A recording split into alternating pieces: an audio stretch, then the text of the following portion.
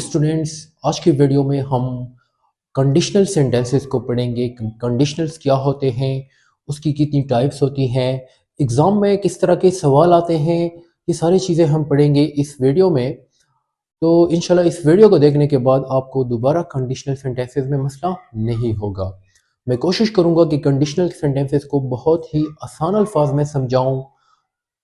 आइए चलो शुरू करते हैं कंडीशनल सेंटेंसेस को कि ये होते क्या है। जिस तरह के लिखा है कंडीशनल्स, या इसको आप कंडीशनल सेंटेंसेस भी कह सकते हैं। कंडीशनल सेंटेंसेस वो सेंटेंसेस होते हैं that describe a situation and it's outcome. यानी वो सेंटेंसेस जो कोई सिचुएशन को बयान करते हैं और उस सिचुएशन का जो रिजल्ट होता है, आउटकम होता है, उसको बयान करते हैं। ठीक है, तो हम इसको इस तरह से डिफाइन करते हैं कि conditional sentences describes a situation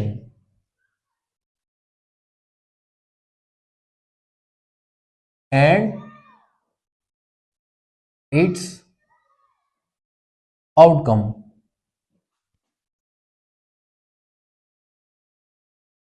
ठीक है, कंडीशनल सेंटेंसेस जिस तरह मैंने आपको डेफिनेशन में बता दिया कि ये कोई सिचुएशन डिस्क्राइब करते हैं और उस सिचुएशन का जो आउटकम रिजल्ट होता है वो बयान करता है।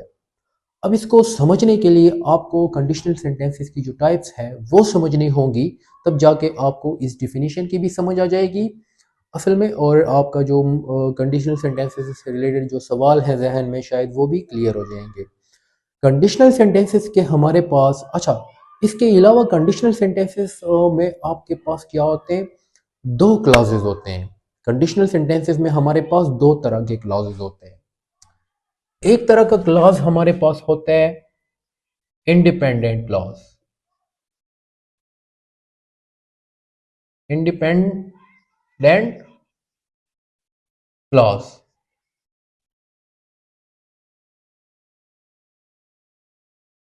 और दूसरा हमारे पास होता है डिपेंडेंट क्लॉज।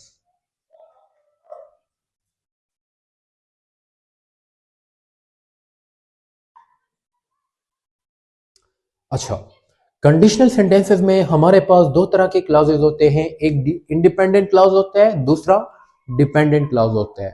ठीक है, इन दोनों से मिलकर आपका क्या बनता है, कंडीशनल सेंटेंस बनता है। ठीक है, अब ये जो इंडिपेंडेंट क्लॉज है और डिपेंडेंट क्लॉज है, इनमें से कोई भी आप पहले लगा सकते हो। ठीक है, आप पहले इंडिपेंडेंट क्लॉज भी लगा सकते हो, उसके बाद आप डिपेंडेंट क्लॉज लगा दो, या फिर पहले आप डिपेंडेंट क्लॉज लगा दो, उसके बाद इंडिपेंडेंट क्लॉज लगा दो।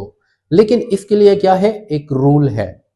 वो रूल ये है कि जब आप डिपेंडेंट क्लॉज पहले लगाओगे तो फिर आप डिपेंडेंट क्लॉज के बाद क्या लगाओगे, कामा लगाओगे, उसके बाद आप इंडिपेंडेंट क्लॉज लगाओगे। दूसरा, अगर आप पहले इंडिपेंडेंट क्लॉज लगाते हैं उसके बाद आप क्या लगाते हैं, डिपेंडेंट क्लॉज, तो फिर आपने इंडिपेंडेंट क्लॉज के बाद कॉमा नहीं लगाना, बल्कि डायरेक्ट उसके बाद डिपेंडेंट क्लॉज लगाना है। अच्छा, एग्जांपल के जरिए से इसको समझते हैं। कंडीशनल सेंटेंसेस के हमारे पास चार टाइप्स होते हैं: zero conditional, first conditional, second conditional and third conditional. पहले हम शुरू करते हैं जीरो कंडीशनल से कि जीरो कंडीशनल क्या होता है, उसके रिलेटेड किस तरह से उसके एग्जाम्पल में बताऊंगा, उसका स्ट्रक्चर बताऊंगा आसान अल्फाज में। तो आइए चलिए शुरू करते हैं जीरो कंडीशनल को। जो पहली टाइप है कंडीशनल सेंटेंसेस की वो क्या है, zero conditional.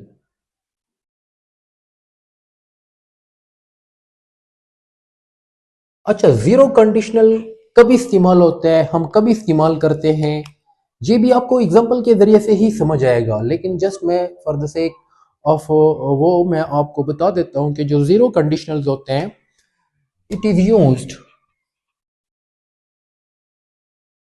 To describe facts और जनरल ट्रुथ। यानी ये ऐसी सिचुएशन को बयान करता है जिसका जो सिचुएशन भी रियल हो और उसका आउटकम भी क्या हो, रियल हो, पॉसिबल हो। ठीक है, तो ये जीरो कंडीशनल ऐसी सिचुएशन को बयान करता है जो सिचुएशन रियल हो और उसका आउटकम भी क्या हो, रियल हो। ठीक है, रियल सिचुएशन को ये क्या करता है, बयान करता है। अब जीरो कंडीशनल का जो स्ट्रक्चर होता है, इसको हम स्ट्रक्चर को हम इस तरह से लिखते हैं, जो जीरो कंडीशनल का स्ट्रक्चर होता है कि सबसे पहले आप देखें कंडीशनल सेंटेंसेस में आपने देखा होगा कि इफ लगा होता है। ठीक है, इफ लगा होता है, या फिर उसके बाद जो जीरो कंडीशनल सेंटेंसेस का स्ट्रक्चर है, इसके बाद आपने क्या लगाना है, प्रेजेंट सिंपल लगाना है। ठीक है, जीरो कंडीशनल में सबसे पहले इफ लगाना है, उसके बाद प्रेजेंट सिंपल, और प्रेजेंट सिंपल के बाद भी आपने क्या लगाना है, प्रेजेंट सिंपल ही लगाना है।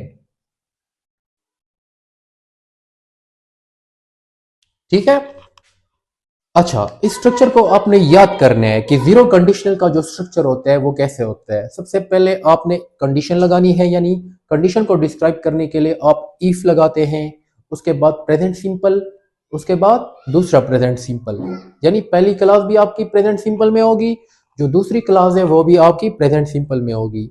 लेकिन आपने ये याद रखना है कि जिस यानी ये जो प्रेजेंट सिंपल वाली क्लास है, इसके साथ आपने इफ लगाया है, तो ये क्या होगा, डिपेंडेंट क्लास होगा हमेशा। मैंने आपको पहले बता दिया था कि दो क्लासेस होंगे, एक इंडिपेंडेंट क्लास, एक डिपेंडेंट क्लास। तो प्रेजेंट सिंपल के दो क्लासेस होंगे। अब इनमें से जिसके साथ इफ लगा होगा वो क्या होगा, डिपेंडेंट क्लास होगा। अब अगर डिपेंडेंट क्लास पहले आता है तो आपने क्या करना है, डिपेंडेंट क्लास के बाद आपने कॉमा लगाना है, उसके बाद आपने इंडिपेंडेंट क्लास लगाना है, जो कि पहले भी मैंने बता दिया था। कुछ एग्जांपल देखते हैं इसी स्ट्रक्चर के जरिए से। पहला एग्जांपल देखें, इफ यू हीट आइस, अगर आप यानी आइस को हीट करते हैं, ये एक कंडीशनल क्लॉज है, या आप इसको कह सकते हो कि डिपेंडेंट क्लॉज है। देखिए ना, इफ यू हीट आइस, अगर आप आइस को हीट करते हैं, ये आपको कंप्लीट मीनिंग नहीं दे रहा। ठीक है, इसलिए ये क्या है, डिपेंडेंट क्लॉज है। अब इसके बाद आपने क्या लगा देना है, कॉमा, उसके बाद क्या लगाना है, dependent clause, it melts. If you heat ice, अगर आप आइस को हीट करते हैं, इट मेल्ट्स, ये मेल्ट होता है। अब ये क्या है, रियल सिचुएशन है, ये रियल सिचुएशन है ना। अगर आप आइस को हीट करते हैं तो वो मेल्ट होता है, ये तो सच है, जनरल ट्रूथ है। कोई भी इसको ये नहीं कह सकता कि ये झूठ है। इसलिए ये जो जीरो कंडीशनल है, ये डिस्क्राइब करता है फैक्ट्स और जनरल ट्रूथ्स या यूनिवर्सल ट्रूथ्स को बयान करते हैं। ठीक है, अब इस सेंटेंस को मैंने जिस तरह आपको बता दिया कि आप कोई भी क्लास पहले लगा सकते हैं। अब आप ये वाला क्लास भी पहले लगा सकते हैं, उसमें फिर क्या करना है, आपने कॉमा नहीं लगाना है। इसमें ये वाला जो है ये डिपेंडेंट क्लॉज है, क्योंकि इसके साथ इफ लगा है। ठीक है, जिसके साथ इफ लगा हो वो वाला जो क्लास है वो डिपेंडेंट होगा, दूसरा जो होगा वो क्या होगा, इंडिपेंडेंट होगा। अब अगर हम इंडिपेंडेंट क्लास को पहले लगा देते हैं, लेट सपोज इसको हम इस तरह भी लिख सकते हैं, ice melts if you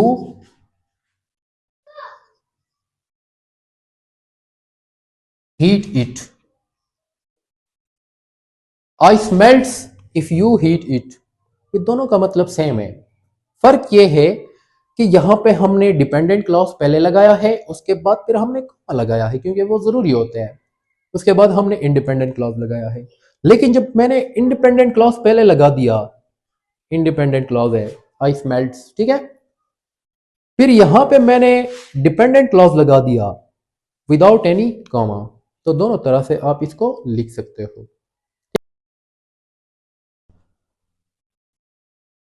okay, और डियर स्टूडेंट्स, पिछली जो वीडियो थी वो इनकम्प्लीट रह गई थी, and the main reason was that कि मेरे फ़ोन की जो स्टोरेज थी उसमें थोड़ा इशू था, तो वीडियो स्टॉप्ड हो गई थी। ठीक है, अच्छा हम वहाँ से कंटिन्यू करते हैं। हम ज़ीरो कंडीशनल को पढ़ रहे थे हैं। उसको मैंने एक एग्जांपल दिया था कि आप जो ये दो दो क्लासेस हैं, यानी ज़ीरो कंडीशनल में आपके पास पहला भी प्रेजेंट सिंपल में होगा और दूसरा भी आपके पास प्रेजेंट सिंपल में होता है। तो दोनों क्लासेस में से आप कोई भी क्लास पहले लगा सकते हो। शर्त ये है कि अगर आप इंडिपेंडेंट क्लास पहले लगाते हैं तो उसके बाद कॉमा लगा दें।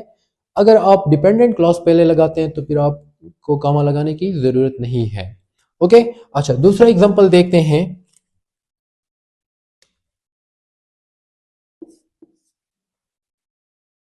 When I buy a new book, जब मैं नया किताब खरीदता हूँ, I study it every day, तो मैं उसे रोज पढ़ता हूँ। ठीक है, When I buy a new book, I study it every day, तो इस तरह से भी हम ज़ीरो कंडीशनल के वो बना सकते हैं उसी स्ट्रक्चर के मुताबिक। सपोजिशन हमने लिया है ना कि लेट सपोज जब मैं नया किताब खरीदता हूँ ना, तो फिर मैं क्या करता हूँ, उसको रोजाना पढ़ता हूँ। अब ये प्रेजेंट सिंपल में है और ये भी प्रेजेंट सिंपल में है। ठीक है, तो ये एक फर्स्ट कंडीशन ज़ीरो कंडीशनल है। ठीक है, अच्छा यहाँ पे आप व्हेन की जगह इफ भी लगा सकते हैं। ठीक है, another example is that if it rains, अगर बारिश होती है, the grass gets wet।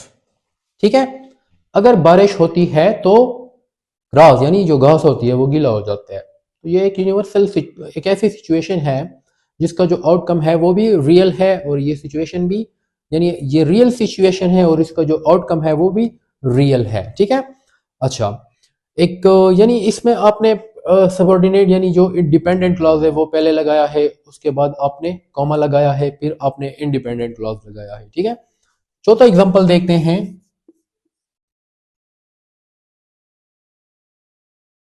If you, या हम इस तरह लिख लेते हैं, if he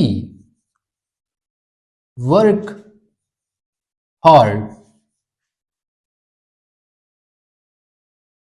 everyone appreciate him, यानी अगर वो मेहनत करता है तो हर कोई उसको अप्रिशिएट करता है।